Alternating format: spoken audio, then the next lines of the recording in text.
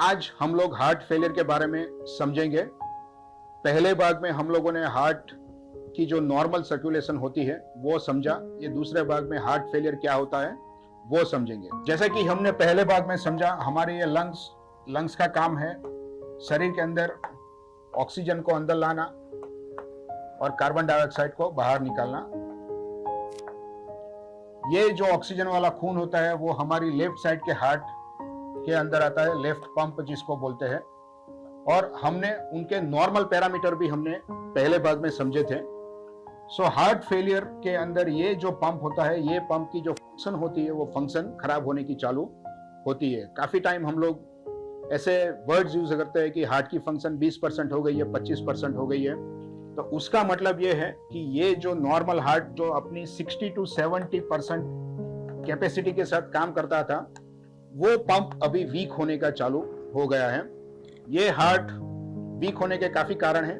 कभी कभी जन्मजात जो हृदय जो के स्नायु होते हैं उसकी वीकनेस जो काफी अरसों बाद धीरे धीरे मालूम पड़ता है, से लेके वायरल इन्फेक्शन, काफी तरह के दूसरे जो इन्फेक्शन होते हैं, हृदय की जो धमनियों में ब्लॉक होते हैं या हृदय के अंदर जो वाल होते हैं वो वाल काफी लंबे समय तक उसकी अगर प्रॉपर ट्रीटमेंट नहीं हुई है, ऐसे काफी कारण हैं जिसके अंदर ये हार्ट की पंपिंग वीक हो सकती है।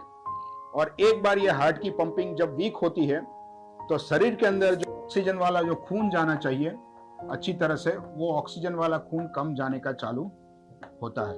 और हमारे शरीर के अंदर ऑक्सीजन की डेफिशिएंसी की वजह से काफी सिम्टम्स आने के चालू होते हैं। जैसे दिमाग के अंदर ऑक्सीजन कम जाता है तो हमको काफी सुस्ती जैसा लगता है, काम करने की इच्छा नहीं होती है। पैर के अंदर ऑक्सीजन कम जाता है तो ज्यादा जब चलने का जाते हैं तो थक जाते हैं, हमको वापिस बार बार बैठने की जरूरत पड़ती है। पेट के अंदर ऑक्सीजन अगर कम जाता है, खाना खाने की इच्छा नहीं होती है, थोड़ा सा खाना खाओ पेट भारी हो जाता है, काफी टाइम कब्जियत की तकलीफ रहती है। ऐसे काफी सिम्टम्स है जो शरीर के अंदर ऑक्सीजन की डेफिशिएंसी के कारण होते हैं। और जैसे जैसे ये हार्ट की फंक्शन कम होती जाती है उसकी वजह से ये सिम्टम्स बढ़ते जाते हैं। ये शरीर के अंदर से जो ऑक्सीजन वाला जो खून राइट साइड की चैम्बर में आता है, और अगर ये राइट साइड की चैम्बर भी अगर खराब होने की चालू होती है तो उसके कारण शरीर में से जो खून आ रहा है वो खून को यहां तक आने की दिक्कत होने की चालू होती है। और ये जो पंप है, ये पंप फेफड़े के अंदर अपनी पूरी क्षमता से खून भेज नहीं सकता, तो उसके कारण कभी कभी पेट के ऊपर पानी भरना या पैर में सूजन आ जा, ऐसे भी लक्षण आने के चालू होते हैं।